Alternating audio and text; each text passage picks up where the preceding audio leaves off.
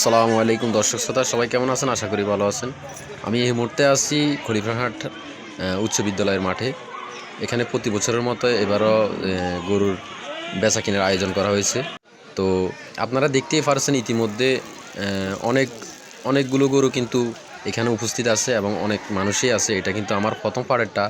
এটা মনে করেন আমার এই ভিডিওটা হচ্ছে একটা 5:40-এর দিকে এই এতগুলো গরু আসছে। আমি যদি আপনাদেরকে দেখাই আর একটু পরে বা 3টা কি বা 4টা দিকে দেখাই, মানে কি বলবো, হাজার হাজার গরু উঠছে, মানে বলার বাইরে।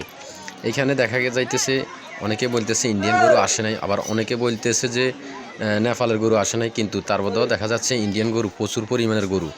এবং গরুর দাম একেবারেই কি নিম্ন স্তরে বলা গেলে চলে। গরুর দাম একদমই কম, সীমিত করা আছে। এখানে যে কেউ আসে নিতে পারেন। এইখানে লোকেশন হচ্ছে নোয়াখালী মাঝি সদরের পশ্চিমে, মনে করেন যে খলিফারহাট। এখানে আপনারা দেখতেই পাইতেছেন প্রচুর পরিমাণের কিন্তু গরু এখানে মাঠে উপস্থিত আছে। তো আপনারা যারা যারা গরু নেবেন অবশ্যই মাঠে চলে আসবেন। আমরা বিস্তারিত দেখতেছি এখানে বিশাল বিশাল আকারের গরু। এক কান্দি মনে করেন আপনার 6 থেকে 7 মনের ওজনের গরু এখানে পাওয়া যাবে এবং আছে। এখানে দেখতেই পাচ্ছেন ইন্ডিয়ান এবং নেপালের গরু অনেকগুলোই কিন্তু এখানে আছে দর্শক শ্রোতা।